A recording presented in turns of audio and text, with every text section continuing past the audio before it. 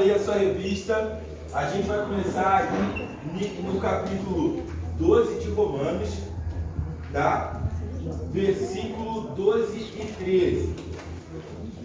A lição ela vai falar isso mais pra frente, nos capítulos de 3 a 6 da nossa revista. A gente vai trabalhar aí os textos de Romanos.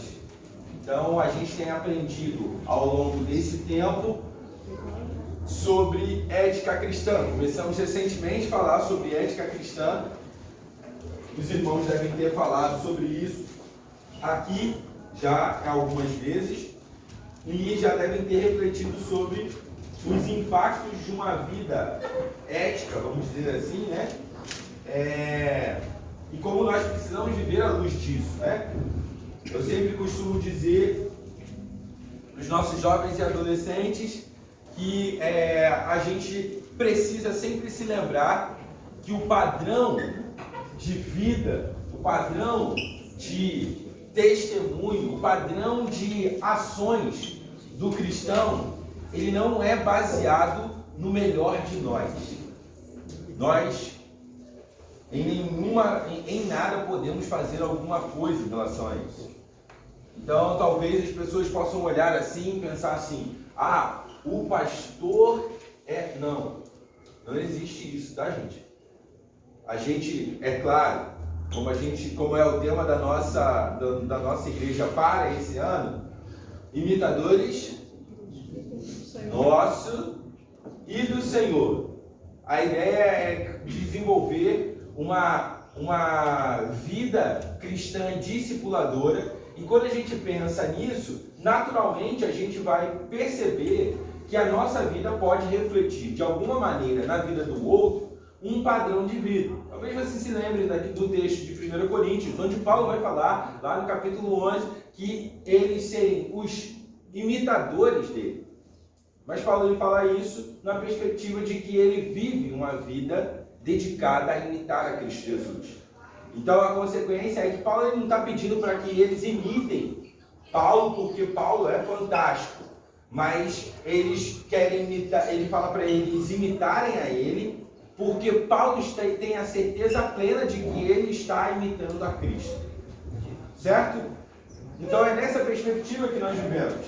Então o padrão para a nossa vida, o padrão para a nossa conduta e para o nosso procedimento diário, seja em qualquer área que for, sempre vai ser quem?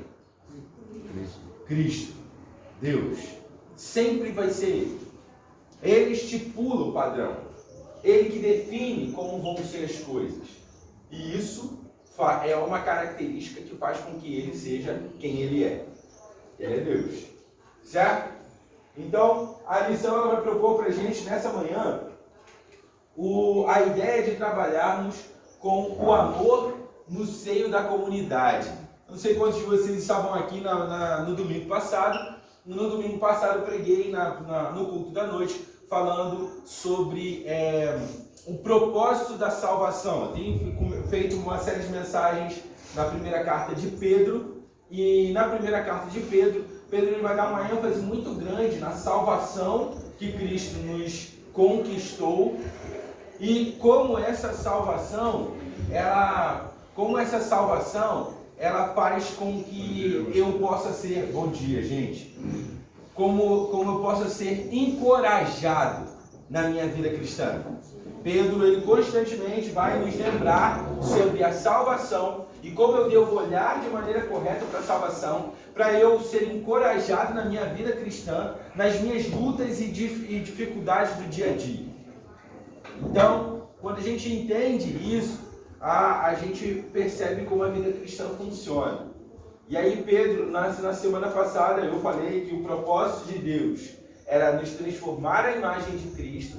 E uma das coisas que Ele faz em nossa vida, nesse processo de transformação, é justamente fazer com que sejamos capazes de amar o nosso irmão da maneira correta.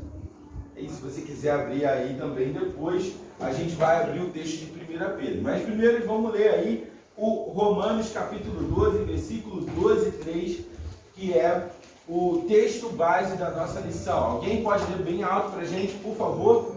Romanos 12, versículo 12 e 13. 12 e 3? 12 e 13. Alegrai-vos na esperança, sede pacientes na tribulação, perseverai na oração, comunicai com os santos nas suas necessidades, segui a hospitalidade. Amém? O que essas coisas têm a ver com o tema da nossa lição, gente? Na opinião de vocês.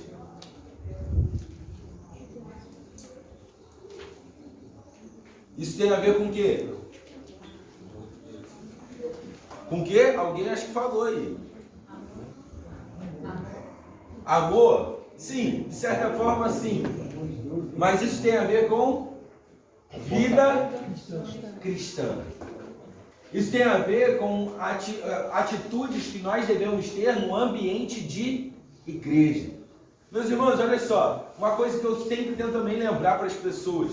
Geralmente, quando as pessoas vão lá no gabinete, eu vou conversar, seja ela adolescente, adulto ou jovem, eu sempre tento lembrar às pessoas o seguinte: quando eu utilizo, e aí eu falo por mim, tá? Particularmente, quando eu utilizo a palavra irmão, eu não faço isso como um jargão evangélico.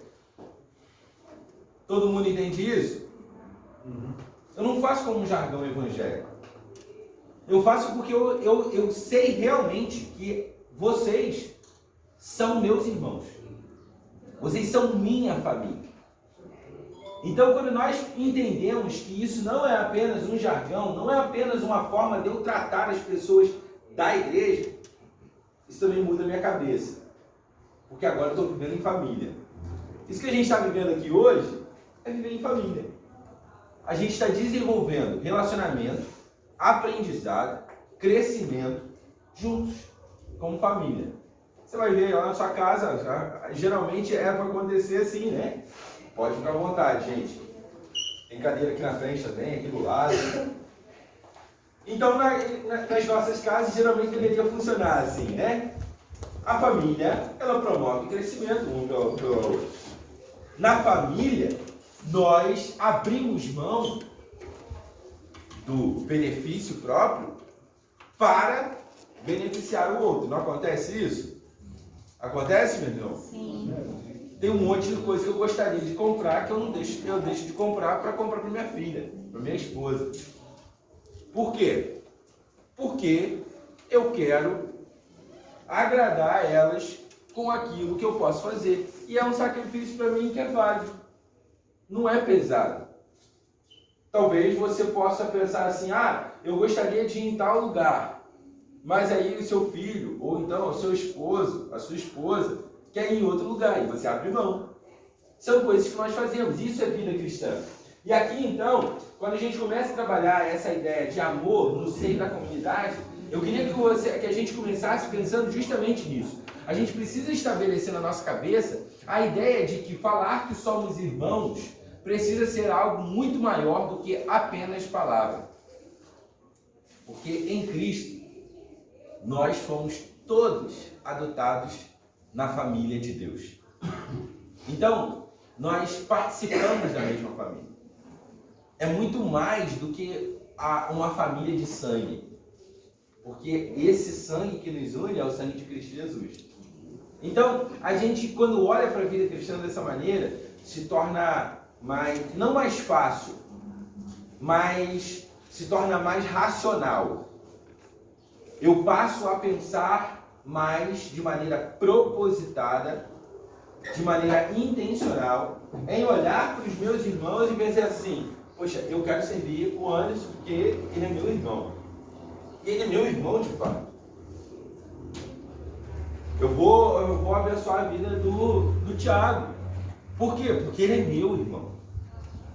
Então a gente passa a pensar diferente. Tá? Então Romanos 12, versículos 12 a 13, ele vai falar sobre algumas coisas que nós devemos apresentar em nossas vidas como virtudes das quais os crentes podem desfrutar em Cristo Jesus.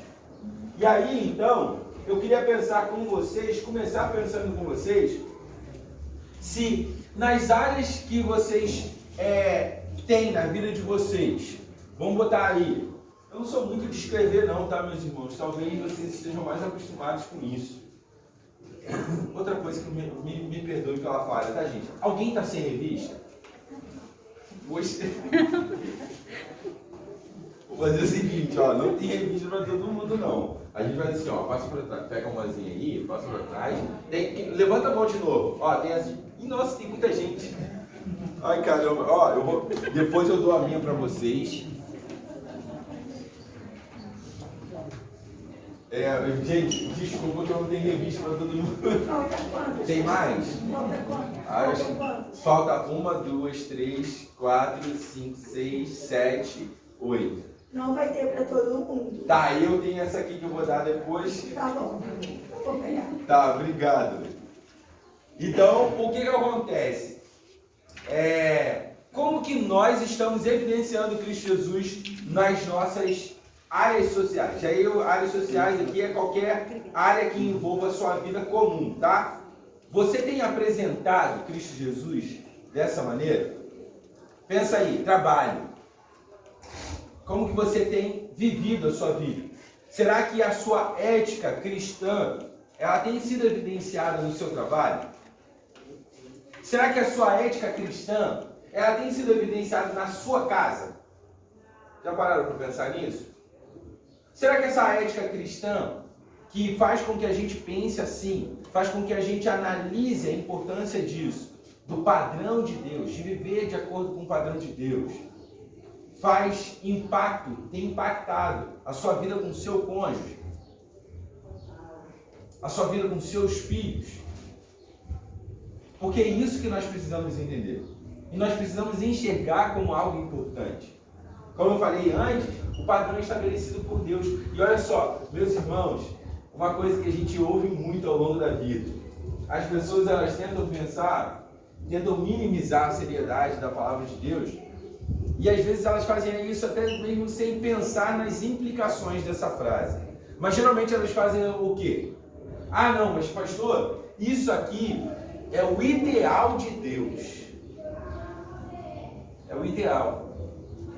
Mas ele sabe que a gente não tem como alcançar isso. E aí eu sempre faço questão de lembrar de 2 Pedro, capítulo 1, versículo 3. E lá em 2 Pedro, capítulo 1, versículo 3, Pedro ele vai começar a carta, bom dia, a sua segunda carta, falando assim, ele vai falar a respeito da salvação em Jesus Cristo, que Deus deu pra gente em Cristo Jesus, mas aí depois do versículo 3 ele vai dizer assim, tudo aquilo que nós necessitamos para a vida e para a piedade, nós já temos. Meus irmãos, nós temos tudo aquilo que nós necessitamos para a vida e para a piedade. A possibilidade de viver de acordo com o padrão de Deus, obrigado. A possibilidade que nós temos para viver de acordo com os padrões de Deus é justamente pelo fato de Cristo Jesus ter morrido no nosso lugar. E isso é o privilégio que nós temos para desenvolver o padrão de Cristo Jesus na nossa vida. Amém? Amém. Podemos viver de acordo com esse padrão? Em Cristo Jesus é possível. Somos falhos? Sim, somos falhos.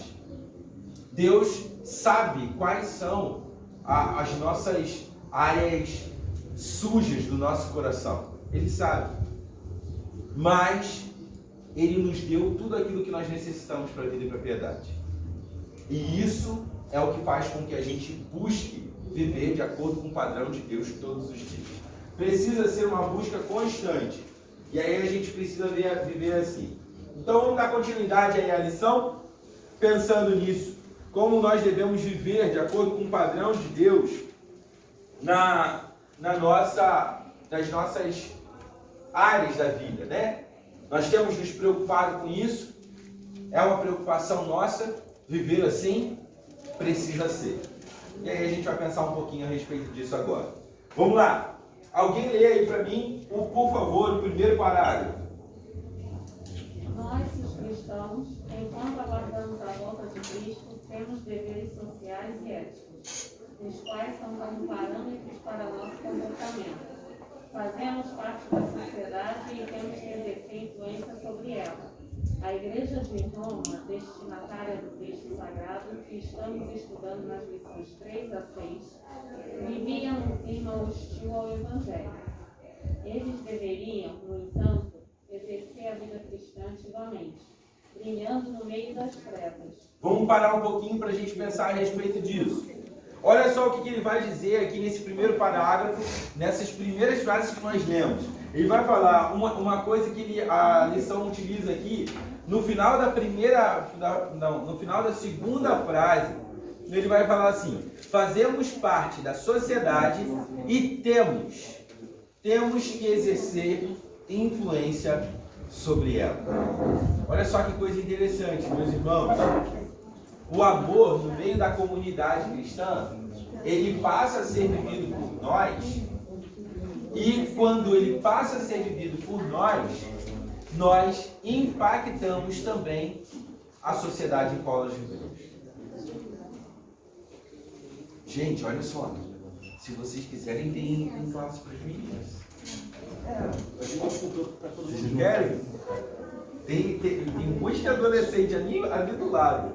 Mas aí vocês ficam à vontade, tá bom? Revistas. Ó. Aqui, ó. Anderson. Aí, ó. Tem Gilson lá atrás também. Vai chegar. Ô Conceição, você tá com revista? Então faz o seguinte, compartilha com ela por enquanto. Ah, então deu pra chegar lá.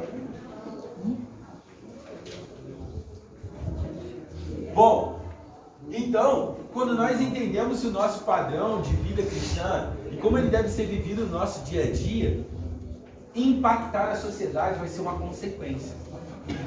Percebam só, meus irmãos, é muito comum, infelizmente, é comum isso, as pessoas associarem a ideia de culto quando passam daquele portão ali para cá.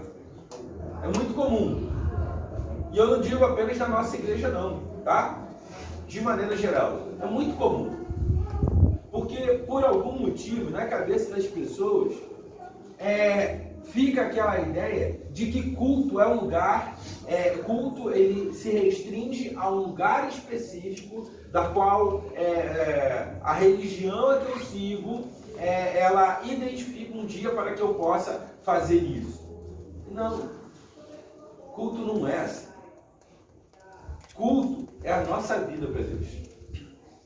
Então, olha só. Não adianta nada a gente vir todos os domingos da nossa vida para a igreja, se do portão para fora a gente não se preocupa com a mesma intensidade em adorar a Deus. Não faz diferença. Para Deus, não faz diferença. Porque a adoração que você está querendo promover do portão para dentro não é uma adoração que Deus recebe. Deus não recebe esse tipo de adoração. Porque isso não é adoração. Isso é idolatria. Idolatria é diferente de adoração. Você pode chegar aqui dentro, você pode falar como crente aqui dentro. Você pode se vestir como crente aqui dentro. Você pode usar o palavreado gospel, né? A paz, graça e paz. O irmão o Sérgio, ele sempre cumprimenta a gente assim, né? Graça e paz. É um cumprimento antigo, né? Da igreja primitiva. E ele reproduz isso com muita alegria no rosto, né? Então, assim, não adianta a gente fazer essas coisas daqui para dentro se daqui para fora a nossa vida não corresponde a isso. Então, o que a gente está aprendendo sobre ética cristã envolve essa compreensão também. Como é a nossa vida daqui para fora. Daqui agora, quando você sair dessa sala agora, qual é o tipo de conversa que a gente vai ter? Qual o tipo de comentários nós vamos fazer? Daqui para fora, hoje, depois que você sair do culto, quais serão as suas atitudes? Como estará o seu coração? Será que o seu coração continuará preocupado em adorar a Deus quando você sair daqui? A gente chega ali fora, né? Aí a gente pega o nosso carro, vai dirigir. Aí um abençoado ali de moto corta na sua frente, né? E aí como que a gente vai reagir, né? Aí vai lá, você chega, tá chegando na rua de casa, seu filho vai lá e fala assim: ah, mãe, esqueci o negócio lá na igreja. Ah, pai, eu esqueci o negócio lá na igreja. Como que você vai responder, né? Isso é vida cristã. Isso é culto. Isso é adoração a Deus.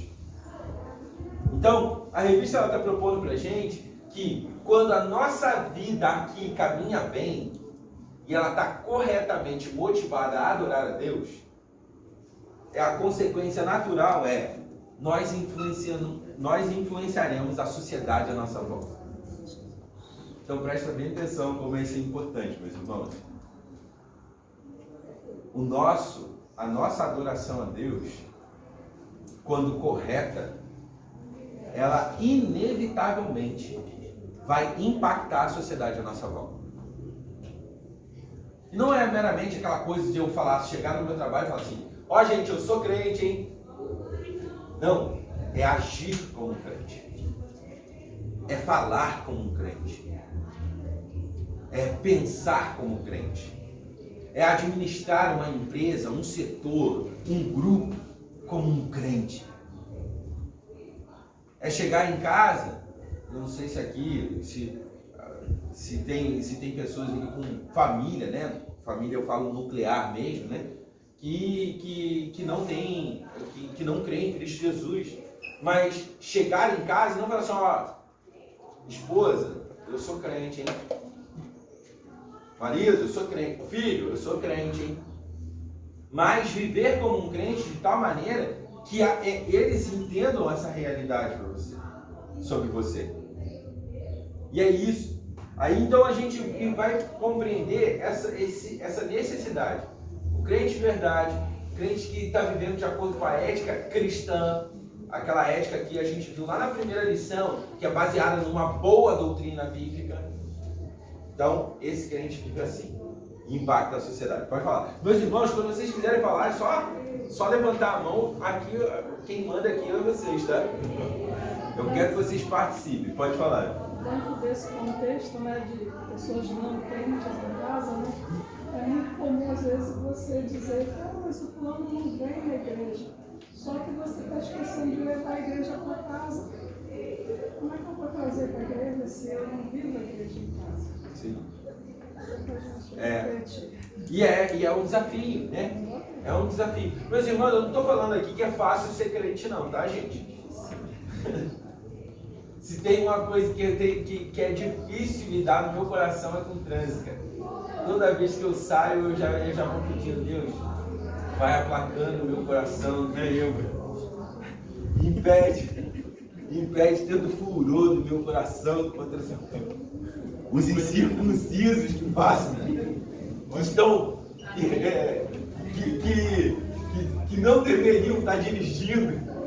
O pessoal que não liga a seta, esse pessoal que não respeita a vaga de pai, essas motoquinhas que andam na contramão. Olha aqui para aquele juiz da noite, vai ter que tomar uma pastilha maracujinha. Eu não faço porque eu não deixo. Então, assim, não estou dizendo que é fácil, eu estou dizendo que é intencional. Vida cristã é intencional. Sou eu todo dia falando para mim mesmo: olha só, você precisa agir como um cristão. Olha só, Paulo, acorda. Você não pode responder as pessoas como as pessoas te respondem. Olha só, Paulo, você precisa lembrar que você precisa tratar as pessoas com amor, mesmo que elas te odeiem. É o que a Bíblia me manda. Deus errou no mandamento? Ame o seu inimigo. Ele errou? Não. Claro que ele não errou, né? Então em Cristo é possível. E é por isso, em Cristo Jesus é a causa da gente mudar. Certo? Então nesse primeiro parágrafo aí a gente vê isso. Logo na sequência aí, na outra frase, ele vai dizer assim: a igreja de Roma, ela vivia uma realidade assim. Pera aí, rapidinho. A igreja de irmão, ela vivia na realidade assim, e ele vai dizer assim, ó. Eles viviam num clima hostil e eles deveriam, no entanto, exercer a vida cristã ativamente, brilhando nas trevas. Pode falar. Não só pegando um gancho aí, né? Que Tá. é do trânsito. Se a gente falar pro carro, pega, e ele tiver sem combustível, por mais que a gente tenha vontade que ele pegue, ele não vai pegar. Aí a necessidade de a gente se alimentar todo dia da palavra, para que a gente tenha nosso combustível. Como o irmão falou, o pastor falou, não é fácil. Mas precisamos estar alimentados da fonte certa. Hoje em dia são muitas fontes, né? Que a gente pode estar tendo. Que eu começar em mim, posso buscar na fonte certa, na palavra, para poder ter combustível. Sim.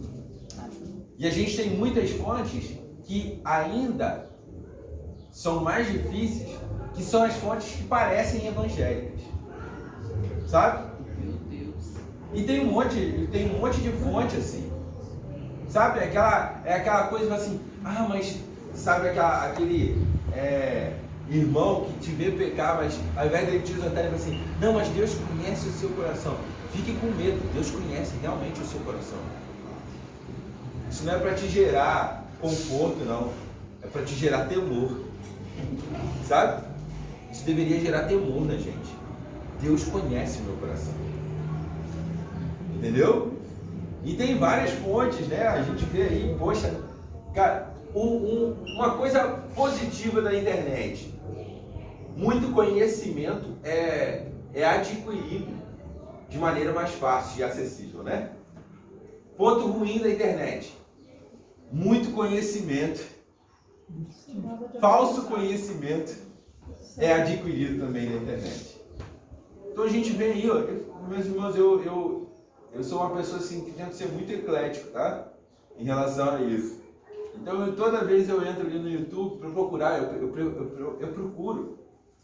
Eu quero saber o que é possível que os irmãos da igreja estejam ouvindo de pregação. O que os meus jovens, os meus adolescentes estão ouvindo. Porque eu quero saber. Eu quero saber se o que ele está ouvindo é certo. Eu quero saber se está sendo benéfico ou maléfico. E olha, eu encontro muita pregação que não tem nada a ver com o evangelho. Mas porque a pessoa ali, o sujeito, ele fala o nome de Jesus ou o nome de Deus no meio da pregação, muitas pessoas acham que aquilo ali é uma mensagem cristã. Mas pastor, ele não está falando nada demais, ele não está falando nada. Não, mas olha só, não é um conceito que a Bíblia autentica. Então eu não devo promover na minha vida. O padrão é quem faz. É Deus. Não sou eu, não é o pastor Fábio, não são outros pastores, os pastores famosos, né, que a gente tem aí. E eu não tenho problema nenhum com pastores que são midiáticos, né? Desde que eles preguem a palavra, para mim está tudo certo. Mas a relação precisa ser essa. A gente tem que tomar muito cuidado mesmo. Inclusive foi um dos pontos da mensagem da semana passada. Quando Pedro vai falar no capítulo 2, versículo 2, que buscai ardentemente a palavra de Deus, como se uma criança recém-nascida busca o alimento da mãe. É isso que a gente deve fazer. Amém? É isso. Pode falar. Mas é só referente até às músicas, né? A Júlia, semana passada, ela fez umas perguntas para mim, falando assim, pai, tem tantos louvores novos que estão tocando e a gente não vê tocando na nossa igreja. Aí eu falei assim, tem uma explicação muito lógica para isso. A nossa igreja, ela canta louvores que adoram a Deus. O foco nosso é a adoração a Deus. Existem muitos louvores voltados para o bem-estar humano. Então, assim, muitas das vezes a gente está cantando um cântico ou um louvor e a gente não está analisando se aquele louvor realmente ele está nos levando à adoração. E aí tem muito a ver com o que a gente está falando aqui agora, o comportamento nosso como um cristão. Não todas as vezes a gente está louvando, cantando e está louvando. A gente está achando que está louvando. exatamente assim, essa analogia que eu passei para ela. Eu acho que é mais ou menos o que a gente está falando aqui. E é o papel invertido daquilo que a gente acabou de falar, né? O cristão deveria influenciar a sociedade, mas a sociedade acaba influenciando o cristão. E a gente tem muitos, meus irmãos, quantas músicas, principalmente essas aí mais famosinhas, a dificuldade com teologia que elas têm é gigante. É gigante. A Bíblia manda examinar tudo. Só que Sim. ninguém está querendo examinar, está só querendo ouvir. E é um desafio. Por quê? Porque às vezes a gente acha. É sério, meus irmãos. É muito comum as pessoas dizerem, não, mas é uma música gospel. O que faz da música ser gospel ou não? A letra. Se ela é uma letra que fala sobre Deus e que engrandece a Deus e adora a Deus, ela é uma música gospel, evangélica. Se ela não faz isso, ela não é uma música gospel. O que faz a música ser gospel ou não é isso. Então a gente tem que lembrar isso. A gente acaba caindo nessa corda bamba, né? A gente está ali e ao invés de a gente influenciar para o nosso lado, né? Para a sociedade para o lado cristão, impactando imagina só o quão impactante seria se todas as músicas que nós temos sendo reproduzidas, se elas fossem de fato bíblicas. Se elas não falassem do seu ego, da sua autoestima, de você receber, de você ser beneficiado. Se elas não falassem disso, como seria benéfico, né? A gente daria um baita testemunho para as outras pessoas. Mas infelizmente não é. E aí a gente vai precisar lidar com isso ao longo do tempo, né? Então a gente tem que tomar muito cuidado com aquilo que a gente tá vivendo. É a ideia aqui do início da lição.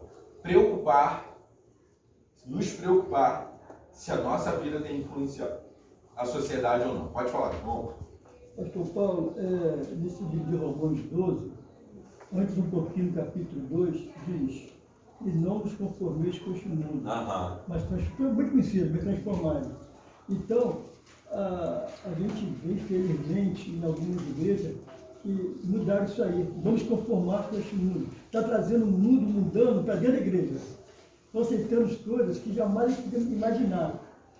Ritmos, louvores, como o irmão falou ali, e agora louvores de sapateado, louvor da cambalhota. E diz que tudo é para adorar a Deus. Então, tudo coisa assim que a gente foi criado no Evangelho, que nunca viu isso, tu espanta que não vê essas coisas, né? Então, tu conhece isso, né? Por um exemplo agora, ó, uma coisa que também não tem nada a ver, aquela cantora famosa, acho que é a Anitta, que quer levar para a Câmara lá, para o Senado lá, para liberar maconha. Ela disse que não faz mal. Incrível. Um padre questionou com ela. Esse padre já foi maconheiro, né? Então falou para faz muito mal sim.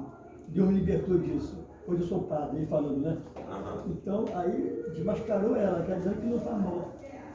Você não conhece o moço produz. Isso, aí eles entraram nada a ver.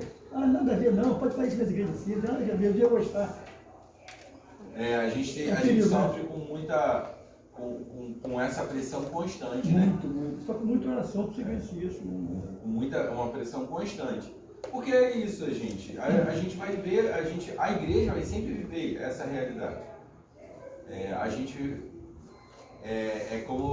como o Paulo vai falar, né? Acaso a gente procura agradar a homens ou agradar a Deus? A gente procura agradar quem? Porque se a gente começar a procurar agradar a homens, naturalmente a sociedade vai se sentir à vontade em estar no nosso meio. Vai achar que está dominando a igreja. Porque nós estamos no ano político. Aí o político, a gente sabe que é corrupto, vem na igreja pedir a palavra. Aí vem honrar aquele homem, quando a palavra é ele, que dá a palavra no cara desse nome. Pode falar. Complementando até o que o irmão está falando, é muito fácil a gente combater quando o mal vem de fora. A heresia vem externa, tipo drogas, os princípios já estão balizados a gente consegue combater. Mas é complicado combater aquele que vem de dentro do seio da igreja. Pode ser um pastor conhecido, com milhares de igrejas, um pregador famoso. Combater essa heresia é o que é complicado. É muito complicado. Muito complicado. Tem situações na minha própria família, cara. Eu tenho um tio meu, ele é meio neopentecostal, né? E ele manda direto vídeo, assim, de pastores que ele acha que são pastores, né? Que ele manda pra mim, sabe? Eu falo assim, aí eu vejo, né? Porque eu quero saber, né? Às vezes em tantos erros o cara acerta alguma vez, né? Eu espero, né? Mas até agora nada, né? Então assim, fala cada besteira, em nome de Deus, que eu às vezes até fico preocupado assim, cara, será que não tem o temor devido à palavra de Deus? Porque assim, é nítido que é contrário à Bíblia. Não é uma coisa assim super pequena ou assim que possa passar despercebido por alguém, não. São coisas que são gritantes. Pode falar, mano. O Reinaldo falou, o Thiago falou aí também, que o inimigo ele tem um montão de infiltrados dentro do reino de Deus, né? Próprio dele, né? Desde lá o apóstolo João, lá nas epístolas dele já alertava, né? Saiu de nós, mas não era de nós. E aí nós só temos um antídoto quanto a isso. E aí Paulo vai dizer, nesse último texto aqui também, nesse primeiro parágrafo aí, vai dizer que descritos na palavra de Deus. Então é a palavra, por isso nós estamos aqui na escola dominical, né, para nos fortalecer, como o Fernando falou, nos abastecer e não sermos pegos de surpresa. Então nenhuma música, com toda a sutileza, como o pastor está falando aí, vai nos pegar de surpresa, porque nós estamos preparados para isso. Então essa é a razão de estarmos todos domingo na escola dominical, né, na comunhão, no nosso dia a dia, porque nós vamos ser sempre tentados, bombardeados, né, a nos desviar. E aí, às vezes, a gente troca a palavra por uma música. Né? Não, vou me alimentar, já que não dá para ouvir, vou ouvir um louvor, né, por trabalho, e aí parece que eu me alimentei. Mas só que aquilo ali foi um fragmentozinho, e às vezes um montão de coisas junto ali que, na verdade, não me dá base para suportar os ataques do inimigo, porque eles vêm. Então é isso, exatamente, o fast foodzinho, opa, me alimentei. Ou então li um versículo da palavra de Deus e de manhã e à noite falei um amém lá, opa, me alimentei. Então isso não é vida cristã. Né? Então nós somos desafiados a realmente ter um aprofundamento no nosso dia a dia. E a base é alimento. Assim como na nossa vida física, se eu não me alimento, eu não desenvolvo, eu não me robusteço. E assim é a vida cristã. Se a gente negligenciar isso, nós estaremos fadados a não termos uma vida cristã saudável. Como a lição propõe para a gente. Sim. E a gente, rapidinho, o Anderson tinha levantado. Você vai precisar sair? Não, fica à vontade. Não, fica à vontade, tá bom? Com relação a essa questão, é muito importante que a gente entenda esse comprometimento nosso com a ética cristã, né? Com a vida cristã. Lembre-se, quando a gente fala sobre ética cristã, a gente não está falando meramente de uma cartilha, não. A gente está falando da palavra de Deus, que nos direciona, fica à vontade, tá, gente? Eu imaginei. Mas é por isso, entendeu? Então a gente precisa ter esse direcionamento. Aqui ele vai dar uns direcionamentos pra gente. Pode falar, antes da gente entrar nos pontos aqui. Tem pouco tempo que eu batizo e estou aprendendo ainda. Por que muitas igrejas falam tanto o nome de troço ruim e umas não? É isso que eu fico escutando. Eu falo assim, por que essa igreja fala tanto o nome de isso coisa também acontece. Eu fico tentando imaginar, como é que a igreja não fala tanto disso? Eu tenho opiniões a respeito disso. Eu fico tentando entender. Mas o importante é a gente falar daquilo que a Bíblia. Meus irmãos, eu acho que a palavra Satanás, ou o diabo, ela não aparece, eu acho que ela não aparece 5 vezes. Na Bíblia. É. Eu também não estou lendo Então, há assim, muito tempo e não vi isso tanto ainda. Não quer dizer que ele não existe, pastor? Não. Quer dizer que ele não tem poderes? Não. Só quer dizer que ele não é o personagem principal da história. Muitas igrejas só escutam. E assim, meus irmãos, a gente poderia fazer uma aula sobre satanologia aqui. E tem vezes que a gente, como cristão, a gente acredita em umas coisas que não tem cabimento, não tem nem base bíblica para você acreditar nisso. A respeito do diabo. O diabo ele não pode fazer qualquer coisa, o diabo ele não pode fazer um monte de coisa. O diabo ele está em todo lugar, ele não é onipresente. O diabo ele não sabe de todas as coisas, ele não é onisciente. Quem é onisciente e onipresente é Deus. Simples assim. Então ele não pode todas as coisas. Por quê? Porque ele não é Deus. Deus é onipotente, ele não. Eu acho que o serviço, a perspectiva de vida de Satanás é a mais frustrante possível, né? Se a gente olhar o texto de Jó, nenhum mal que ele gostaria de fazer, ele pode. Porque Deus não permite ele fazer além daquilo que Deus autoriza. Então, assim, é algo que para mim é até irrelevante falar sobre isso. Eu preciso tomar cuidado? Sim, como cristão eu sempre preciso tomar cuidado. Mas eu não tomo cuidado porque eu acho que Satanás pode fazer alguma coisa na minha vida extraordinária. Não. Eu tomo cuidado porque é o meu papel como cristão. E aí eu vou vigiar sempre, né? Aquilo que a Bíblia fala, eu vou vigiar, eu vou orar, eu vou aprender a palavra de Deus e vou seguir. Eu vou seguir caminhando. Eu não preciso temer o diabo. Meus irmãos, a gente não precisa ter medo do diabo. Não precisa. Eu não preciso ter medo do diabo. Eu não preciso. É simples assim. Encontra a brecha. Você vai ter que tomar cuidado com a sua vida. Claro. Porque aquilo que o diabo faz é justamente tentar dar vazão àquilo que o seu coração já quer.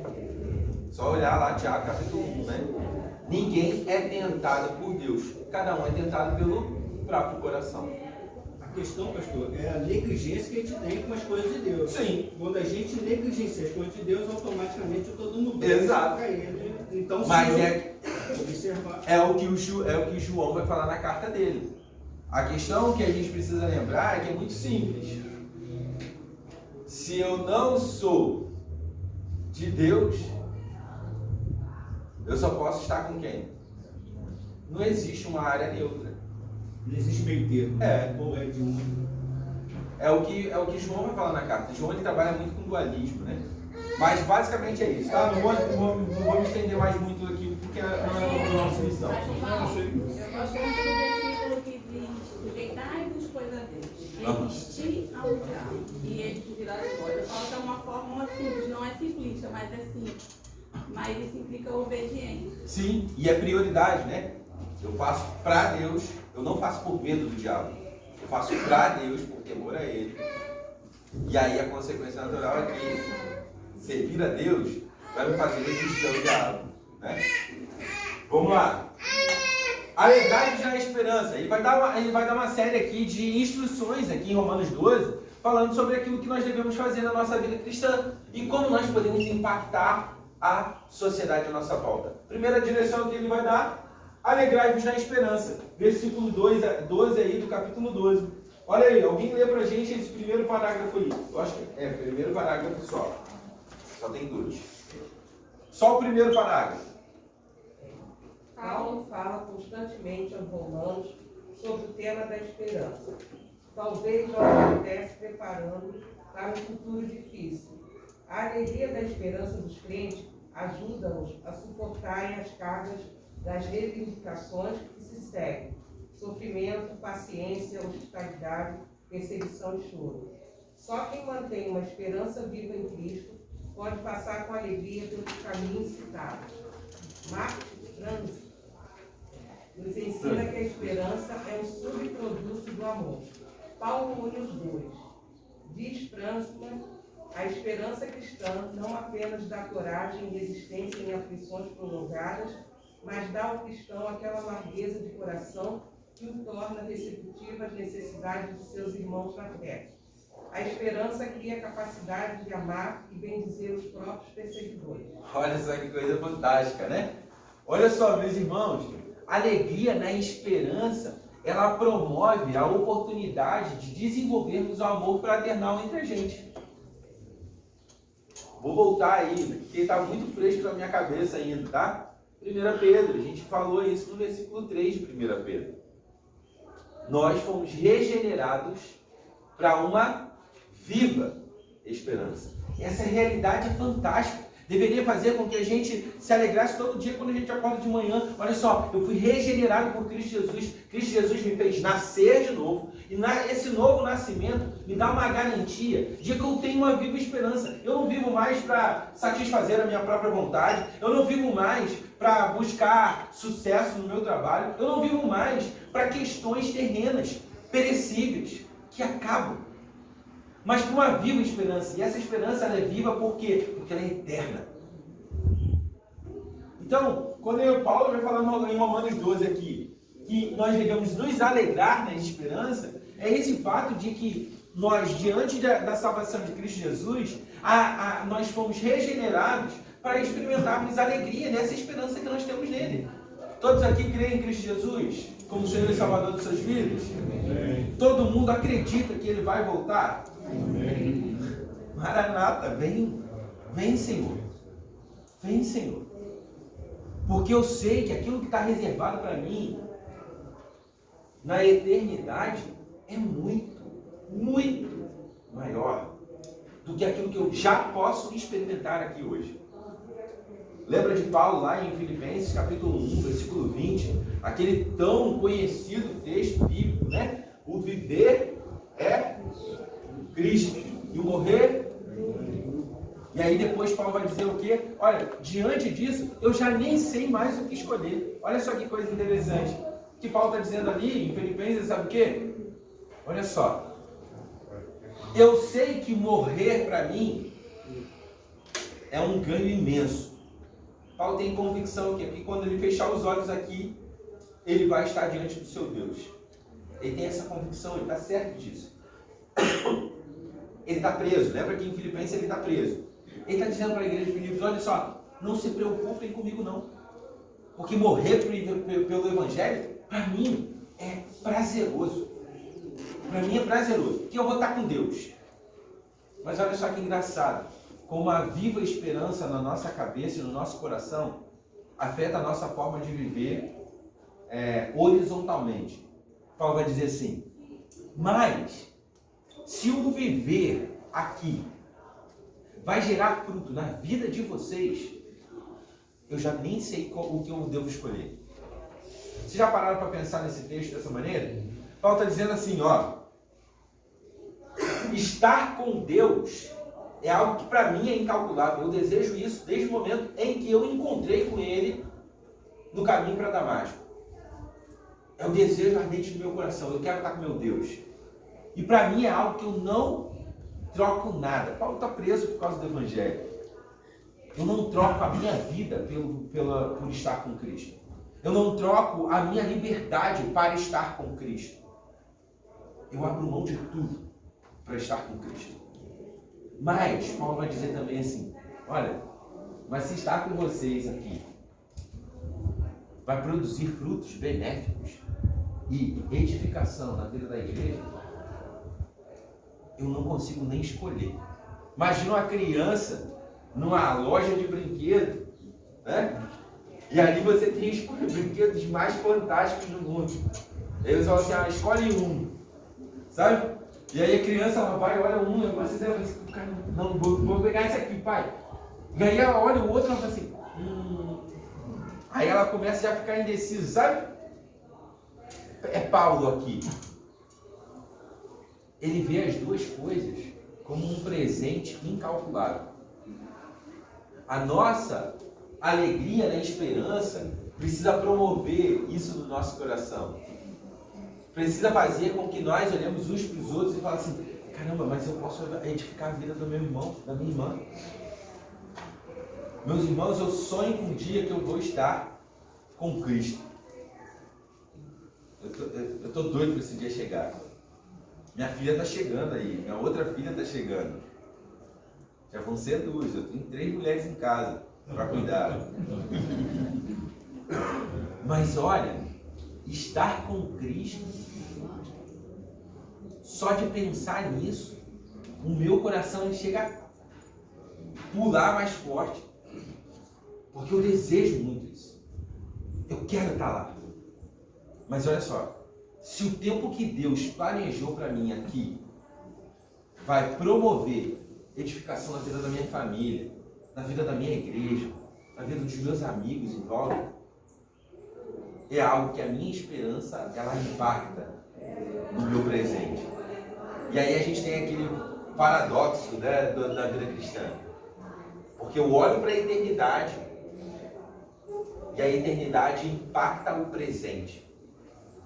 Aquilo que eu já sou no futuro, na eternidade, eu posso vislumbrar de maneira prática hoje com os meus irmãos. Lembre-se, na eternidade estaremos todos juntos glorificando a Deus. No presente, não pode haver impedimento para que juntos nós glorifiquemos a Deus. Não tem esse negócio, meus irmãos, não tem esse negócio. Ah, mas o irmão fez isso para mim e eu estou chateado com ele e eu não quero... Da pessoa não suportar estar no culto com a pessoa. Gente, você está indo para a eternidade. Se essa pessoa é salva por Cristo Jesus, ela vai estar lá. Você vai fazer o quê? Sabe? É ilógico, não cabe. Então Paulo está falando para a gente, olha só, a minha esperança futura, essa esperança que alegra o meu coração, ela não alegra o meu coração apenas lá no momento futuro da eternidade, mas ela alegra o meu coração agora de maneira que isso impacta a mim, o meu relacionamento. Hoje. Talvez você vai sair daqui da classe hoje, você vai ter a oportunidade de desenvolver isso. Você vai ter a oportunidade de olhar para o seu irmão do lado e falar assim, poxa, eu nem conheço talvez muito da vida dele, mas poxa, eu quero conhecer mais. Eu quero saber como eu posso servir ele melhor. Eu quero saber como eu posso encorajá-lo mais. A nossa igreja é uma igreja muito grande, né? Por um lado, isso é muito ruim, né? Que a gente não ficava conhecendo todo mundo. Mas por outro lado, você tem que pensar assim também. É a oportunidade de você entender que tem muita gente para abençoar. Nós temos muitas pessoas à nossa volta para abençoar. E a gente precisa fazer isso de maneira intencional. Alegrai-vos na esperança. É o que Paulo vai falar em Romanos capítulo 12, versículo 12. Alegrem-se na esperança. E isso vai impactar o relacionamento diário de vocês como irmãos em Cristo. Alguém quer falar alguma coisa? Pastor, eu tenho uma necessidade falando sobre esse assunto, uma experiência minha. Eu tenho uma irmã da igreja, de Caxias. Então, nossa amizade é de mais ou menos quase 30 anos. Aí ela ficou viúva, ela mudou da água para o vinho. Virou tudo, né? Então, quer dizer, a gente já não fala mais a mesma língua. Mas mesmo assim eu estava, tipo assim, suportando ela, porque aquela paciência, ela me chamava, estava alguma coisa comigo assim, que eu não gostava, eu não estava magra, ela falava que eu estava seca demais. Agora eu estou gordinha um pouquinho, ela falou que eu estou igual uma roda de poço. Aí quer dizer, e fora outras coisas mais, né? Mas eu aprendi. Aí nessa roda do roda de poço, eu levei toda a brincadeira, mas tinha hora que eu não tinha muita paciência. Aí eu comecei a falar coisa com ela. Tinha outra que era mais calma, mais tranquila. Ela, calma, tenha paciência com ela, eu não tenho paciência. A gente viajava muito, que eram 3, amizade de 30 anos, né? Então nós 3. Sempre ela me tirava do sério, em qualquer lugar que eu toque nos filhos, falava da minha roupa, quando às vezes ela me chamava para, vamos shopping. Aí eu dizia, ó, mas vamos fazer um negócio, cada um com o seu estilo, tá? Aquela Pescava. Até um dia eu fui no shopping, ela olhou pra mim, eu olhei pra ela. Ela, ai amigo, gostei tanto disso aqui que eu comprei da sua. Eu falei, legal. Tipo assim, aí aí ficamos afastadas quase um ano, porque a paciência estava acabando, ela estava ofendendo com as palavras, o assunto dela é completamente diferente. Até que aí a outra sempre, calma, Ana, tenha paciência com ela. Aí convidei eu vir morar aqui agora em fevereiro. Convidei, falei, tá bom, vamos chamar a fulana, falei, tá bom, né? Chama. Aí veio. Meu Deus, gente. Aí eu falei com a outra minha outra irmã, olha, não vou mais me aproximar dela não, agora eu vou só orar por ela. Saiu daqui, fez um monte de besteira, me ofendeu na minha própria casa, eu tratei bem, engoli. Aí a outra, mãe, tudo bem, cá tá na minha casa. Aí eu afastei dela. Aí, quer dizer, tem uns 2 meses que ela não me perguntou nem se ela tinha chegado em casa, que eu fui pra lá e voltei. Aí mandou mensagem, amiga, tal dia uma pessoa disse, vamos, vem pra cá. Eu falei, meu Deus, você me preocupa, se eu cheguei em casa depois de 2 meses, eu falei, não posso. Aí uma pergunta agora, que não assunto não. Eu agora resolvi, faço contato com ela. Aí eu pedi para ela, eu vou só orar. Eu quero saber, eu estou certa de me afastar dela, porque eu tenho uma amizade tão bonita que a gente tinha. Você tem que lembrar o seguinte, essa perspectiva que a gente está falando aqui é uma realidade de vida cristã. Talvez ela não seja cristã. Não, ela se afastou, ela está pelo mundo aí. Então, talvez ela não seja. Talvez é o fato de que aquilo que o Marco citou aqui de 1 João estava no nosso meio, vivia como a gente, mas não era o nosso. Não, mas ela, pastor, antes ela era. Não, tudo bem, mas é o que eu estou falando assim, é uma possibilidade, ela nunca ter tido um encontro real com Cristo Jesus. Ela estava na igreja, ela falava com as pessoas da igreja, ela agia aparentemente como pessoas da igreja, mas não era. Existe essa possibilidade. No caso assim, não tem jeito, a gente não tem como esperar uma atitude de uma pessoa que não teme a Deus como se correspondesse. E aí, naturalmente, essas coisas não vão se bater muito bem, né? Mas, se ela for uma pessoa cristã, o processo agora é você orar por ela, pedir a Deus longanimidade, né? O fruto que a gente usou na lição passada, né? Aí...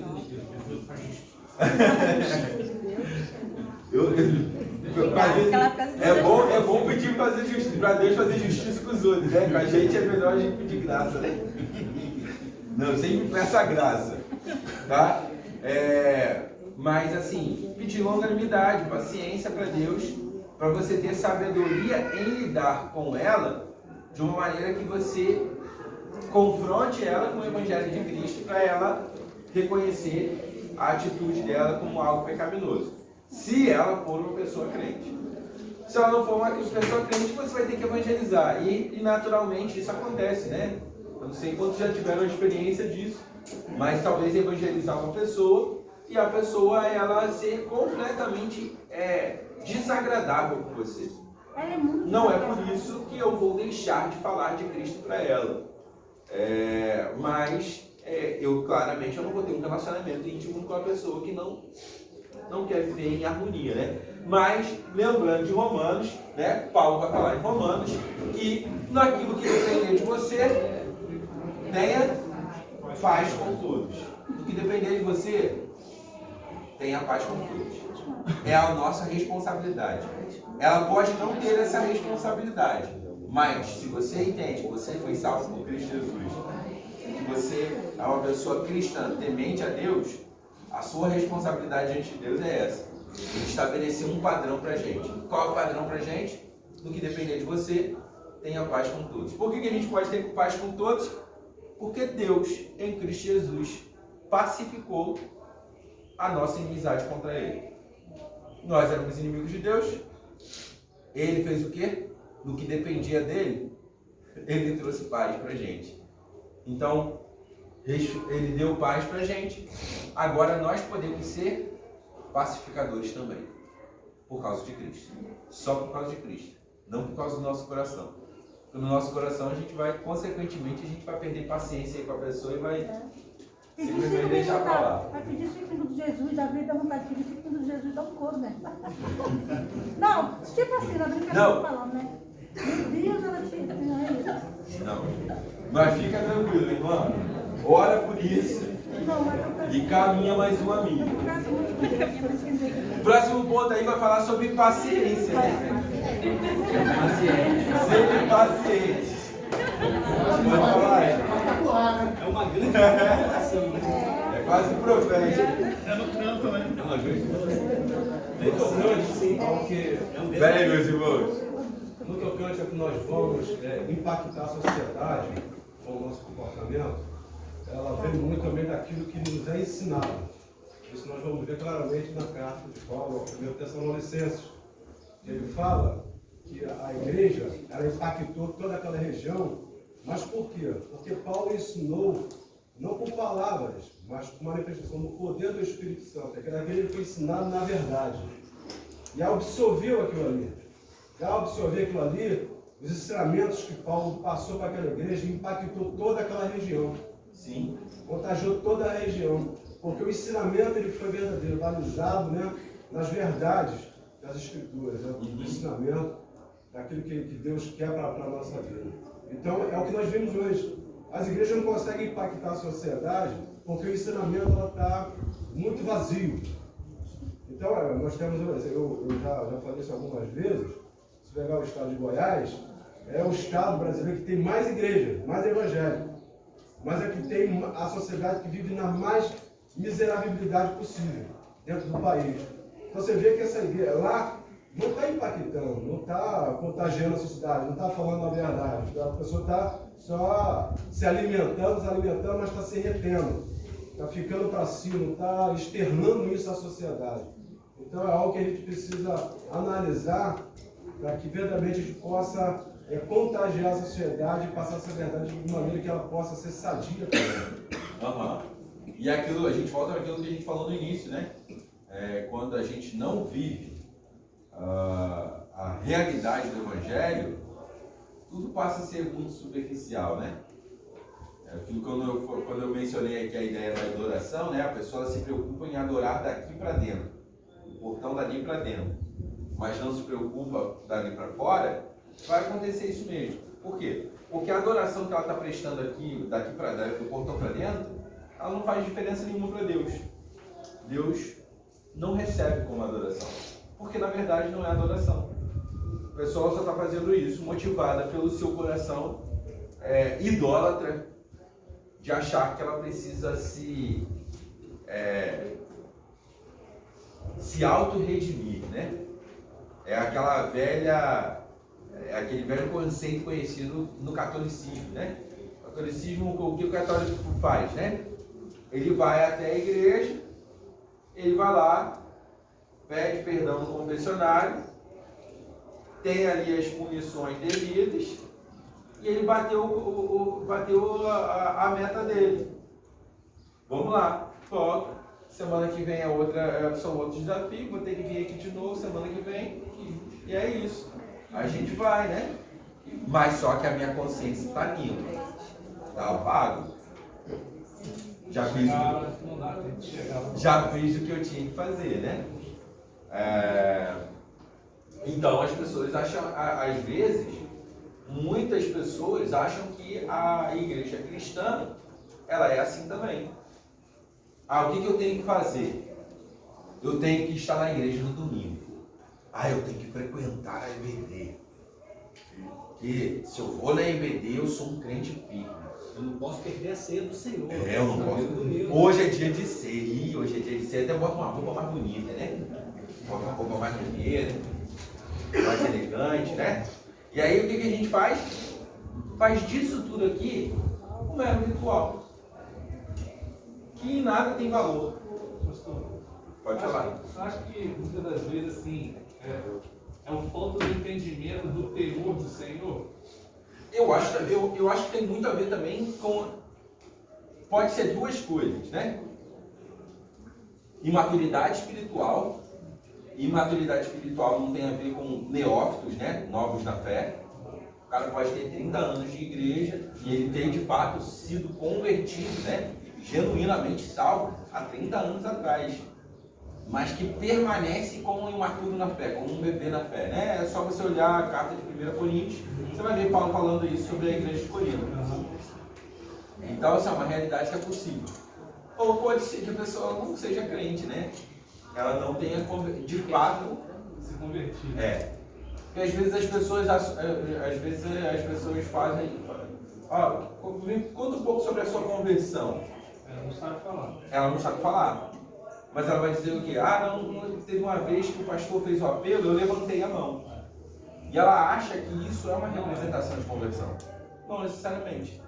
Pode ter sido motivado meramente pelo emocionalismo, pelo fato de que talvez ela viu outras pessoas levantando a mão e ela levantou a mão também. Quando eu falo assim, temor, as pessoas falta de entendimento no temor do Senhor, é entender o seguinte: Deus não vai fazer isso comigo. Eu posso fazer qualquer coisa que Deus não vai fazer isso comigo.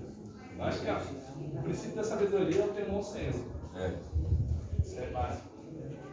Mas muitas pessoas acham o seguinte: hoje eu sou evangélico, eu sou crente. Se eu pequei, eu vou pedir perdão, mas vai ter uma consequência ali. A maior consequência que um crente pode ter em relação a isso é a falta da presença de Deus. Então, o maior temor que nós temos que ter, eu acho que muitas das pessoas não entendem isso, é que quando chegar lá no juízo final, a gente vai se isolar da presença de Deus. Aqueles que não tiverem a salvação, né? Aqueles que não foram salvos, né? Então, acho que falta esse entendimento dessas pessoas em relação ao que a gente está falando.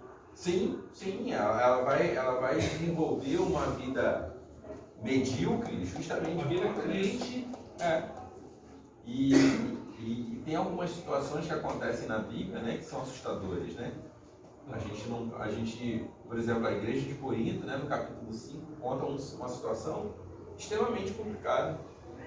E são pessoas a quem Paulo começou no capítulo 1 falando que ele se alegra com a vida deles, né?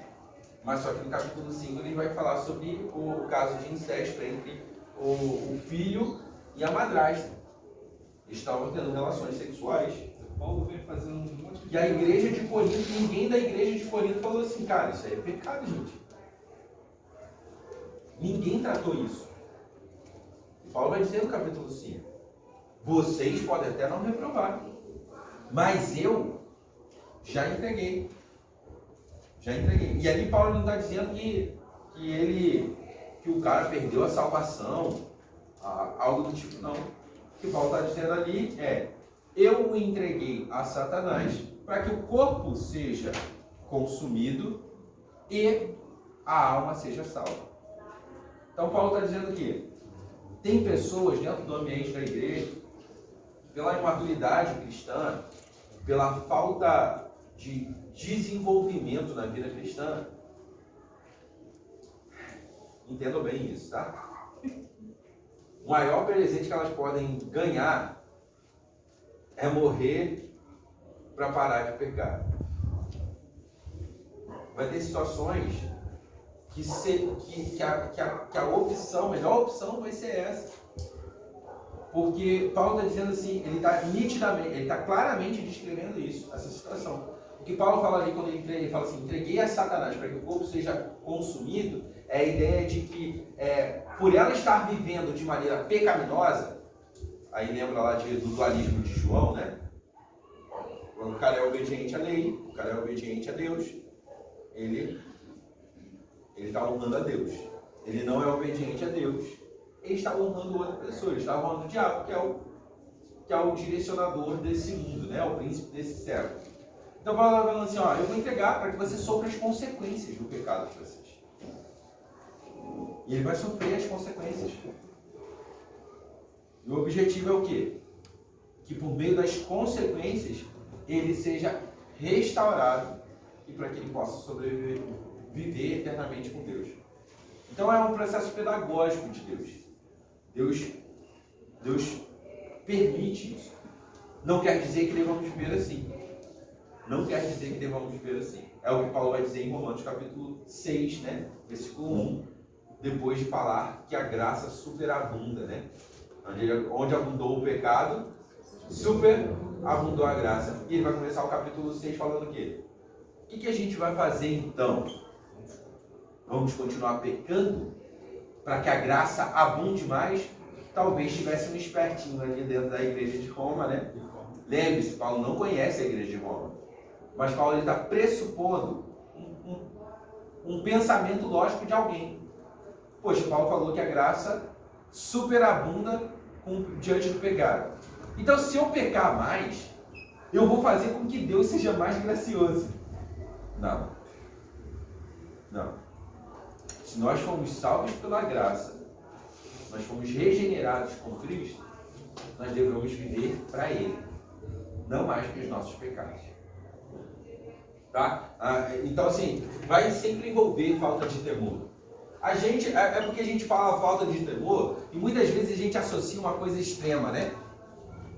Mas olha só, quando você é direcionado pela Bíblia a perdoar alguém, como Cristo perdoou você, e você não perdoa, isso é o quê? Falta de temor. É falta de temor. Você, em algum momento, você vai olhar e vai falar assim, talvez isso aqui não seja tão bom para mim. Percebe? É falta de temor. A desobediência é falta de temor. Somos desobedientes a Deus em certas circunstâncias? Sim. Não somos mais filhos da desobediência. Agora, por causa da graça de Cristo, somos filhos da obediência. Mas, vez ou outra, nós tomamos o caminho de desobedecermos a Deus deliberadamente. Não se esqueça disso. Você não peca por acidente. Você peca por negligência. Você deixou de se alimentar bem. O espírito, Paulo vai falar em Tessalonicenses, né? Não apagueis o espírito. Em que sentido que Paulo está falando ali? Paulo está falando o seguinte: tem como você fazer com que o espírito não atue como ele deveria atuar na sua vida. É possível isso na vida de um crente. De você saber o direcionamento, o que você tem que fazer e ainda assim optar pela sua decisão. Isso é possível. Paulo está falando isso. Não permitam que isso aconteça. Então assim, Paulo em Gálatas, né? Gálatas 5,16, né? Andem pelo Espírito e não satisfarão a vontade da carne. Mas se eu não andar pelo Espírito, eu vou fazer o quê? Eu vou satisfazer a vontade da carne. A carne é quem? A carne representa quem ali? Você, com suas decisões, seu coração. Pode falar. Dentro da última que você falou aí, a gente não pode deixar a imunidade baixar, né? A imunidade baixar. A imunidade baixar. O que eu quero falar é assim, eu tenho uma criança de 8 anos e um adolescente em casa. Muitos aqui deve estar passando por isso aí. E dentro do texto aqui, a gente está falando sobre a questão da gente conhecer o Evangelho. Eu vim do catolicismo, me converti com 14 anos, lá em 1994. Eu tive um encontro com Cristo e isso modificou a minha vida. Eu faço devocional com as crianças todo dia, de noite, à noite, antes de dormir, a gente ora, a gente lê a Bíblia e tal. Legal. E aí o meu mais novo assim, pai, o que é encontro com Cristo? O que é isso que o senhor, que o senhor teve? Eu falei assim, isso é uma coisa individual, vocês também vão ter. E ele falou assim, mas eu quero ter isso. Por quê? Porque tudo começou por quê? Porque lá em casa eu estava tendo um problema e esse negócio de internet, ver tudo o que quer. E aí teve um dia que eu dei um grito lá e falei, vocês estão fazendo aquele versículo bíblico, né? A boca está falando que o coração está cheio. Então se está vazio da palavra, vai falar o que não deve. Está buscando mais as outras coisas do mundo do que Deus. E aí eu falei, agora vamos fazer o seguinte, vamos ler o livro de João, 21 dias de propósito, para vocês poderem ter esse encontro com Deus, né? E a gente está fazendo isso. Todo dia a gente está lendo, lê a Bíblia, e o foco da nossa oração é que Deus possa que eles possam ter um encontro com Deus realmente. Para que eles possam entender a responsabilidade que é servir a Cristo, pregar a Cristo dentro do colégio, da escola, onde é que eles estiverem, com as ações deles. Porque é uma responsabilidade muito grande que a gente está vivendo. Eles são novos ainda, talvez não vai entender tudo, mas a gente tem que plantar. É a lei da semeadura. Se eu não plantar agora, eu vou colher o quê quando eu estiver com 20, 18, 20, 25 anos? É isso aí. Então, assim, é uma responsabilidade da gente como pai, é muito grande. Na minha época, na idade deles, a gente não sofreu a metade da pressão que eles estão sofrendo hoje. É muita informação. Eu diria que não. Eu acho que é cíclico. Porque o problema não está na sociedade. O problema está no nosso coração. Talvez você buscasse as mesmas coisas que ele de maneira diferente. Sim. É que nem a gente fala assim, a gente tem esse costume, né, de achar que por causa do advento da internet, dificultou as coisas, né? A questão é que eu fui me atentar para coisa sexual com 15, 16 anos. Os moleques, meu menino de 8 veio fazer pergunta para mim. Mas você estava sujeito a isso muito antes daquilo que foi apresentado a você. Porque é o nosso coração, o desejo natural do coração. Eu queria brincar. Mas a gente acelerou as coisas. Mas olha só, mas Desculpa, não, eu não estou nem dizendo isso, eu não estou questionando isso. Eu estou dizendo o seguinte, não é uma situação mais difícil. Sim. É uma situação em que situações acontecem de maneira diferente. Qual era a dificuldade de Adão e Eva? Qual era a dificuldade deles? Pra mim obedecer, porque Não, se ela não tivesse... Mas pensa, eles não têm ninguém para mostrar uma conduta errada para eles seguirem. Adão e Eva tiveram pensa só nisso. É o que eu geralmente falo com as pessoas. É porque as pessoas falam assim, hoje é mais difícil. Não, olha só, o problema é o coração do homem. O problema é você querer amar, obedecer a Deus mais do que amar, obedecer ao seu próprio coração. Porque se existe alguém que poderia dizer assim, não tenho um coração pecaminoso. Adão e Eva não desfrutaram disso. Adão e Eva, eu nasci, você nasceu com uma natureza pecaminosa, decaída. Você nasceu contrário a Deus. Desde o primeiro momento em que você foi desenvolvido no ventre da sua mãe, é o que Davi vai falar no Salmo 51. Eu fui concebido em pecado. Minha mãe, no momento em que eu fui gerado no ventre dela, eu já era um pecador. Essa é a realidade de todo homem depois de Adão e Eva. Adão e Eva não tinham isso. Deus falou para eles assim, vocês podem comer de todas as árvores. E essa aqui você não pode. Decisão. Obediência. Eles não tinham uma natureza pecaminosa para sujeitar eles a fazerem isso. Nós tínhamos. É o que Paulo vai dizer. Nós éramos acorrentados aos nossos pecados. O pecado dizia para fazer isso aqui, eu fazia. O pecado falava para isso aqui, eu fazia. Entendeu? Por isso que eu falo assim, não é uma situação, a gente tem mais acesso, mas olha só, a gente tem muito acesso a coisa boa. Por que as pessoas não procuram coisa boa? Pela tendência mesmo. Entendeu? O problema nosso é a realidade do coração. É a ideia de, talvez, aquilo que os monásticos pensaram na época de que eles fugiram da sociedade. Os monastérios surgiram justamente nisso. Os padres católicos olharam para a sociedade e falavam assim, a sociedade é ruim. O que eu vou fazer? Vou fugir para um lugar recluso. Eles foram lá, construíram monastérios nos lugares mais distantes da sociedade possível. E o que aconteceu? O que eles descobriram?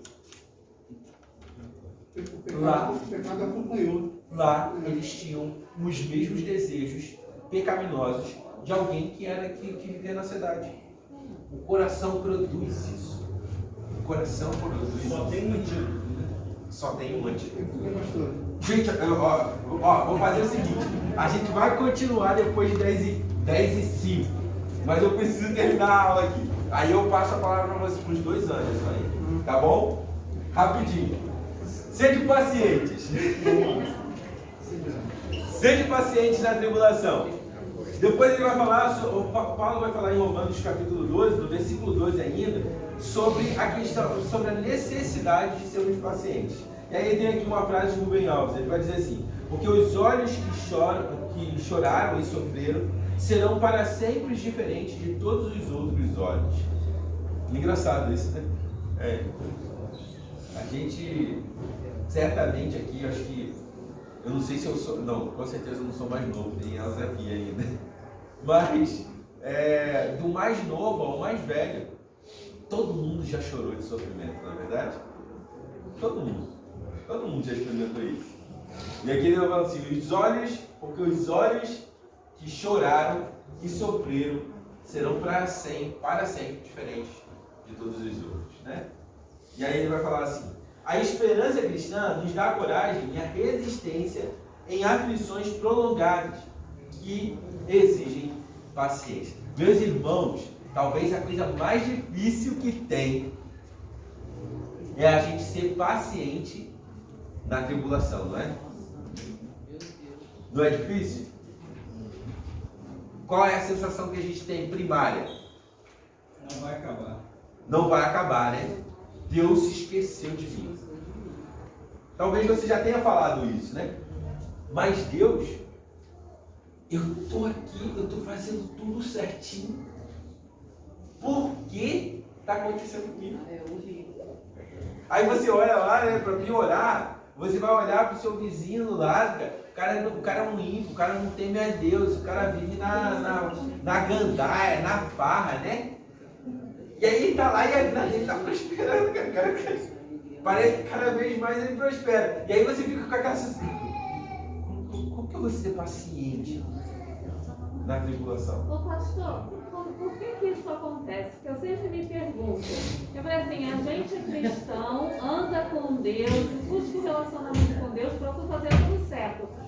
Aí vem um ímpio que xinga palavrão, bebe, faz de tudo. É desonesto. É desonesto, gente que é ateu e prospera. Aí eu vejo assim, o ímpio, é claro, Deus quer o bem de todos. E ele não conhece a palavra como nós conhecemos. E ele prospera porque de repente ele está estudando, está batalhando, está se esforçando e está conseguindo.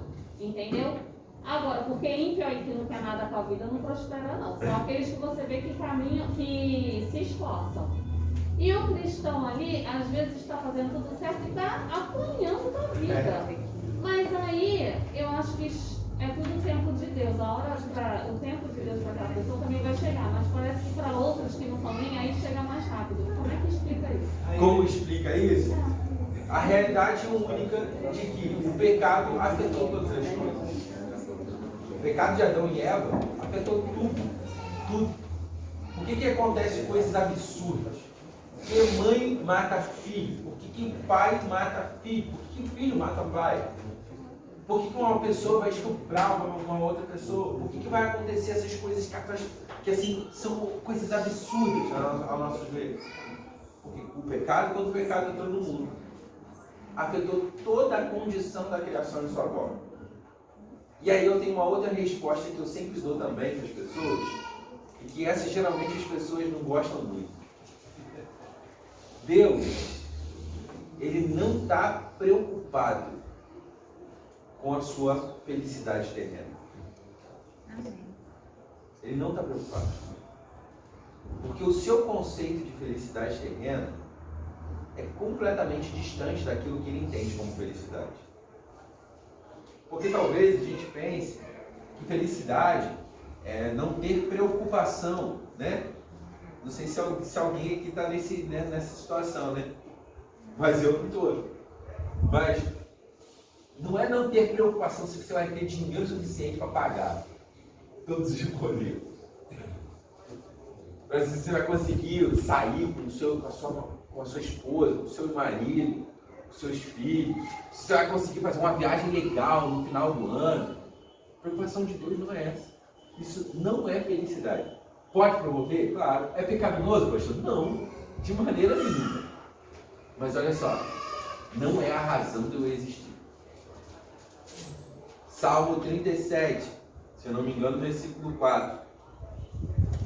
O salmista vai dizer assim: alegre-se no Senhor e Ele satisfará o desejo do seu coração. Sabe o que esse texto significa? Eu, por temor a Deus, desenvolvo satisfação nele e me alegro nele.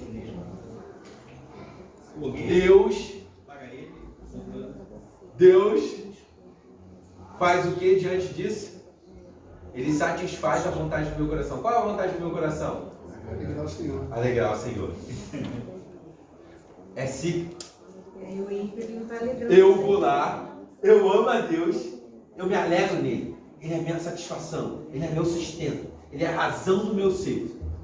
E aí Deus satisfaz o desejo do meu coração. O desejo do meu coração é o quê? Me alegrar em Deus, me satisfazer em Deus, ter nele o meu sustento, a minha razão de ser. É isso. Quando a gente vê o fim do ímpio, aí a gente entende quem é Deus pra gente. Exato. Que aí no Salmo 1, versículo 4, vai dizer, os ímpios não são assim os ímpios, porque no primeiro capítulo vai dizer qual é a prosperidade dos justos. São como uma palha ou a moinha que o vento espalha. Aí eu falei, vamos trocar? Né? Então, irmão, assim, aí a gente começa a ver a grandeza de Deus que está em nós. E aí a gente começa a ter uma visão exata do que é realmente ser próspero, né? Ser rico. Rico é ter Deus em nós. Depois você pode procurar na internet lá, salmos imprecatórios. Salmos imprecatórios são salmos onde os salmistas, eles desejam a justiça de Deus para os seus inimigos, né? Mas em alguns deles você vai ter assim, alguns salmos que são salmos de queixa. E aí você vai ver lá, o salmista está perguntando justamente isso. Por que, Senhor? Por que os ímpios prosperam? Eu estou aqui vivendo como justo, temendo a Deus, honrando a Ele, mas olha só, o meu inimigo, o meu perseguidor, o cara que está fazendo algo contrário ao Senhor, ele está prosperando. E aí Deus, geralmente vai acontecer o quê? No final dos salmos, o salmista ele vai baixando a bola, e aí ele vai começar a perceber, mas olha só, Deus está preparando o juízo deles. Não deseja estar no lugar deles. Porque o que tem reservado para eles é juízo. E ele não é temporário. Ele é permanente. Quando Deus bateu o martelo ali, acabou. Pode falar, irmã. O pastor colocou perfeito, porque assim, quem já não passou uma crise, né? Dentro de casa, né? Enfim, Deus realmente não está preocupado com o nosso viver terreno, mas o básico, eu tenho presenciado isso, o básico nunca falta.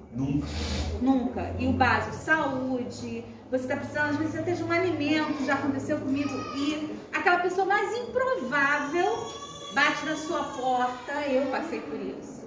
Minha filha era bebezinho, gente. Ela tomava leite de soja, era caríssimo na época, porque minha filha hoje está com 18. Aqui, ó, que custava 20, 30 reais há 15 anos atrás. Então, o básico, Deus não deixa faltar. Nunca. Para a glória dele. E isso é muito bom. Eu poderia também contar testemunho meu. O Humberto contou o testemunho dele ontem aqui nos Homens Corajosos. Eu poderia contar o meu testemunho de situação recente que eu passei antes de eu vir para cá. Um dia eu conto para os irmãos. Hoje a gente não tem tempo. Mas é isso. Gente, e aí eu falei, né? Deus não, a minha frase é sempre essa. Deus, ele não se preocupa com a nossa felicidade terrena. E aí eu termino dizendo, porque ele já garantiu a nossa felicidade eterna. A minha alegria é o fato de que Cristo solucionou o meu problema diante de Deus. Então, assim, mesmo nos momentos mais tristes, mais difíceis da minha vida, eu preciso sempre ter minha cabeça no lugar, aquilo que a gente está estudando em Pedro aí nas pregações. Se você ainda não ouviu a pregação de Pedro, vai lá dar uma procurada no YouTube. Eu sei que eu falo muito, mas é um ensinamento bem legal. Pedro vai falar sobre isso. Olha para a salvação e vocês vão conseguir passar por isso. Vocês vão permanecer firmes na salvação. Alguém mais tinha levantado a mão aqui? Não, né? Sinceramente, eu sei que é complicado a gente entender isso, né? Porque a gente tem esse comparativo, infelizmente, né? Eu estou na presença do Senhor, eu estou estudando, estou buscando, mas não consigo. E o ímpio que está lá, o cara consegue tudo. Mas é o que o pastor falou. Deus está preocupado com a nossa intimidade com Ele. E muitas das vezes a gente está buscando algo que aquilo vai nos trazer o mal, que a gente não está enxergando, mas Deus enxerga lá na frente. Que aquilo não vai trazer um bem espiritual. É o que ele fala aqui, ó, no Provérbio. O Provérbio tem vários temas que falam sobre isso. Sim. Mas ele fala aqui, ó, não tenha inveja do homem violento, nem siga nenhum dos seus caminhos, porque o Senhor abomina o perverso, mas os retos trata com intimidade. O Senhor quer intimidade conosco o tempo todo. E muitas das vezes aquela oportunidade que nós desejamos não vai nos afastar do Senhor. E a gente não está enxergando isso. É preciso a gente ter paciência. O sol, ele nasce sobre o ímpio e o justo. E a gente tem que fazer a nossa parte. A gente tem que lutar, buscar. A porta está aberta para o cara lá também. Então, se ele for mais capacitado que a gente, ele vai conseguir acessar. Mas Deus está cuidando da gente. Sim. Não vou deixar você entrar lá porque você vai se dar mal lá. Eu tive essa experiência. Se um dia eu tiver a oportunidade, eu vou botar meu testemunho também, porque eu fui quase jogado na lama em função de uma porta que foi aberta para mim. Você está me entendendo? Então hoje eu entendo que é melhor estar onde eu estou do que onde eu estava. Então é difícil a gente compreender isso, entender, porque a gente tem aquela mania de jogar, deixar de canto a nossa intimidade com o Senhor. E busca muitas coisas aqui, ó.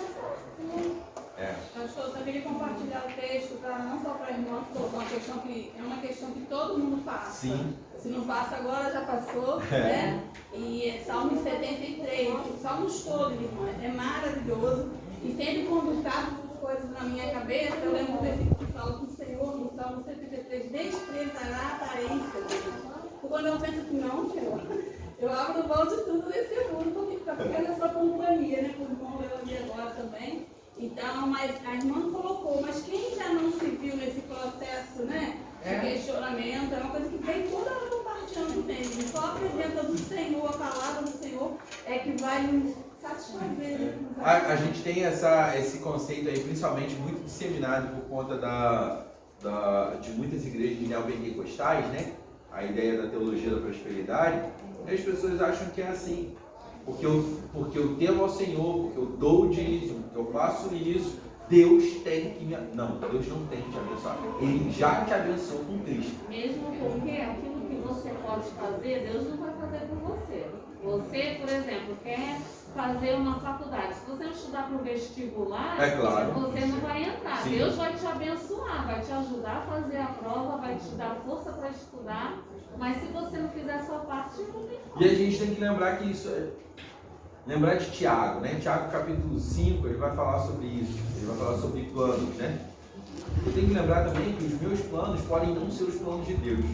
Então, antes de fazer planos, eu preciso buscar Deus. Deus, o que o Senhor quer que eu faça? O que o Senhor acha? Às vezes, eu falo isso muito para os jovens. Às vezes o pastor vai conversar comigo, pastor, pô, essa situação aqui eu não sei o que fazer. Você tem que colocar diante de Deus. O que Deus quer? Porque às vezes a gente escolhe, parece brincadeira, né? Falar isso. Às vezes a gente pensa assim, escolher uma faculdade. Deus não tem nada a ver com isso. Claro que ele tem. Você precisa saber se é a vontade de Deus que você faça determinada faculdade ou não. Vamos lá, pode falar. Então, a respeito dessa questão, eu achei interessante dividir também uma visão que eu creio ter recebido do alto a respeito disso. Também foi um indagamento muito constante no decorrer da minha vida cristã. E hoje eu tenho o seguinte entendimento a respeito disso. Se você olhar as duas personalidades que regem o plano físico, né, e o plano espiritual, ou seja, o inimigo e Deus, e quem habita nesse meio, né, que somos nós, a gente tem que entender o seguinte: o inimigo, como personalidade, ele é perseguidor, né, como característica pessoal, ele é perseguidor. E Deus é longânimo, né? E aí você vê a vida do ímpio, do cristão na terra, e se você imaginar que todos dois estão debaixo das seguintes influências, né, do inimigo e de Deus, você vai entender que quando aquele está andando, o ímpio está andando nos caminhos dele, o inimigo, ele é marqueteiro. Ele não vai perseguir o ímpio. ele vai deixar o cara fluir na vida dele, porque ele já está caminhando para as trevas. Ele já pertence ao reino dele. Então ele deixa a vontade, seguir até para fazer marketing para nós. Falar, olha, como é que a vida dele prospera e tal, porque o inimigo não vai perseguir. Ele vai perseguir a gente. Ele vai perseguir a gente. E Deus também não vai perseguir o ímpio, porque Deus é longânimo. Então você vai ver a vida dele fluir como se ele tivesse impune, mas até um determinado ponto. Tem uma hora que aquilo vai ter um fim, se ele continuar naquele caminho. E Deus está dando oportunidade para ele ser transformado. E o inimigo está dando oportunidade para ele fazer o marketing. Conosco tem a situação oposta. Quando a gente se posiciona como servos de Deus, o inimigo vem com fúria sobre a nossa vida, acusando-o e travando em todas as brechas que ele puder a nossa vida. Entende? Então, por isso eu vejo, para o novo convertido, tinha que ter um manual do novo convertido em toda a igreja. A Bíblia. Né? Não, mas assim, aqueles primeiros momentos, você entrega a vida, aceita e tal, parece que você faz assim, para depois começar a subir. Né? Porque você, quando se entrega, você aceita Jesus, todas as suas falhas ainda estão presentes na sua vida. Vai ser o processo da vida cristã que vai fazer com que a tua vida seja restaurada e você consiga ascender, né, junto de Jesus. Mas naquele primeiro momento você está cheio de brecha aberta, todo, né, misturado com as coisas erradas, e você se posiciona a favor de Deus, a tua vida dá uma afundada, porque tudo, se você tem um emprego, o camarada serve o outro, você é mandado embora logo em seguida. O inimigo vai usar o teu patrão para te mandar embora. Assim vai, assim, só um exemplo, né, metafórico. Mas acontece de uma cadeia de coisas onde o inimigo pode te bombardear, ele te sufoca e você vai fechando as brechas e mudando aquilo para depois você conseguir ascender. Por conta dessas duas personalidades, entendo eu, para resumir, entende? Porque um é perseguidor e o outro é longânimo. E o inimigo é marqueteiro, ele vai deixar aquele que está servindo, fazendo a vontade dele, prosperar na terra para que você veja, que sinta inveja e queira seguir o mesmo caminho. E deixar Deus, né? Gostei disso aí. Entendeu? A gente tem que entender que é uma realidade que é comum. É porque a gente costuma olhar como se só os ímpios, tem muitos ímpios que não prosperam também. O problema é que o nosso coração ele se envaidece muito com coisas que são conquistáveis, né?